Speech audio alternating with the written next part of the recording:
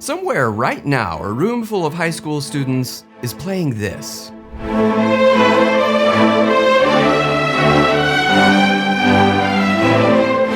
You can hear it, the nerves, the way they're leaning into the hard bits, dead serious.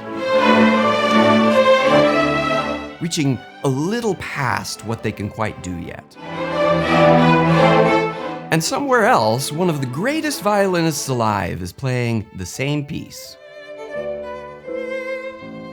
That's rare. Most pieces are either playable by students or demanding enough for professionals. Very few are both. To understand why, you have to follow it back, past the concert hall, past the composer, all the way to a village in Transylvania.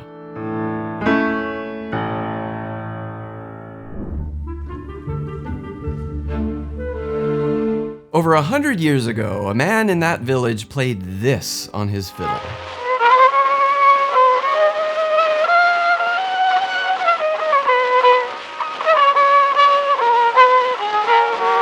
Someone with a phonograph captured his playing on a wax cylinder and wrote it down.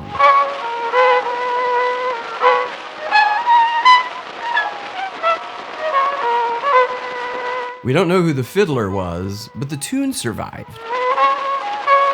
I played this music when I was about 17 in my high school orchestra, and I had no idea these recordings existed. I found them only recently, and I'm not gonna lie, they stopped me cold.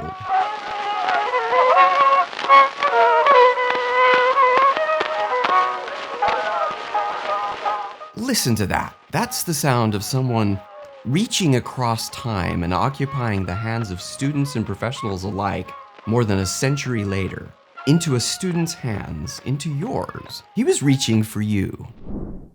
The man with the phonograph was Bela Bartók, and the piece is his Romanian folk dances. 6 short dances he set down from tunes that he collected in the field. Around 1910, he walked the countryside recording hundreds of them. And he came to believe that the small ones held, in his phrase, an artistic perfection equal to a masterpiece of the largest proportions. So he mostly stayed out of the way. He transcribed and arranged them without inflating them, first for piano solo and then for small orchestra. The key being, he kept them small. That's why teenagers can play them.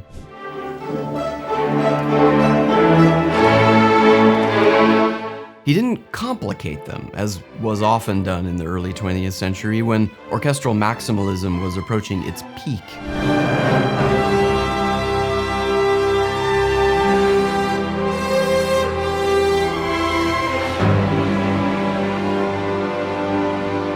No, he chose to preserve the simplicity, and he left them where students could reach them.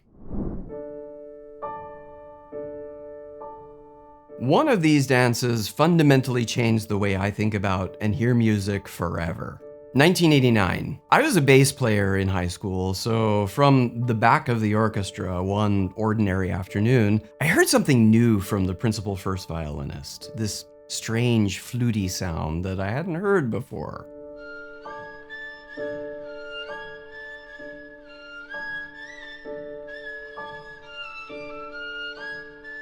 Artificial harmonics. I'd heard natural harmonics, of course. Bass players use them to tune their instruments every day. But this was something new. So, a violinist, or violists, can touch the string barely with their pinky at the interval of a fourth above their index finger, and voila, the note rings out 2 octaves above the stop note. Mind blown! And of course, it's just physics, so you can do this on any stringed instrument, including the double bass, with a little bit of stretchy contortionism in thumb position. Everyone was doing it after that. So imagine a room full of teenage string players trying to do artificial harmonics for the first time. But here's the part I didn't know back then. This dance, pelak, was collected not from a fiddle, but from a shepherd's flute.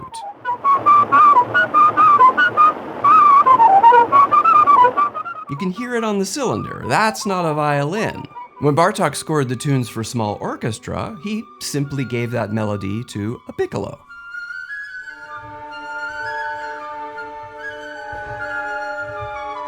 The harmonics came from somewhere else. The violinist Zoltan Sike. He arranged the version for piano and violin, which left him a violin where the music wanted a flute. So he reached for artificial harmonics. Paganini and others had made them standard equipment by then, so it just worked.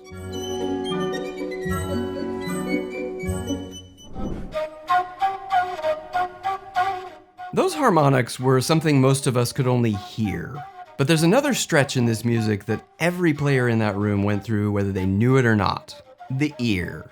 Here's what nobody told us at the time. Almost nothing in this piece is in a major or minor key.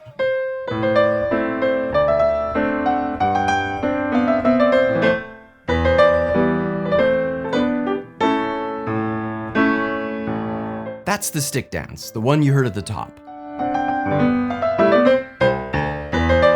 Centered on A, but not A minor. I'm using terms like Dorian and Aeolian, names borrowed from medieval church music, because that's the vocabulary we have. But these aren't church modes. 2 of these dances have an augmented second in them.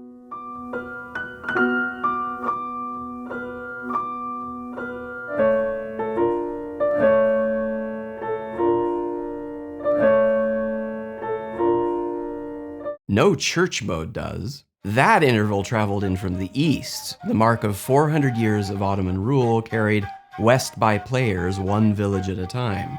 So that eerie quality I heard from the back of the room, only half of it was the harmonics. The other half was baked into the tune. In high school, your ear is still deciding what counts as normal. Hand a teenager repertoire in major and minor keys and they'll take it for the shape of the world. Hand them different scales and they don't hear wrong. They hear sounds that are interesting and available.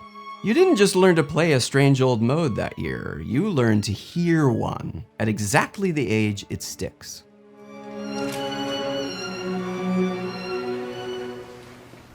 And once your ear has stretched that far, one of the dances gives it this.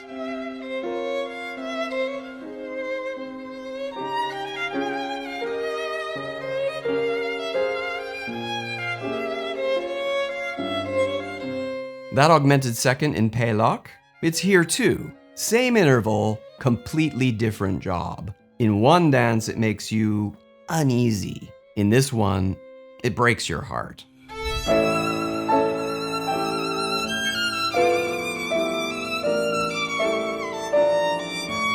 The ear that takes in Bartók at 17 is the ear that meets Shostakovich at 18.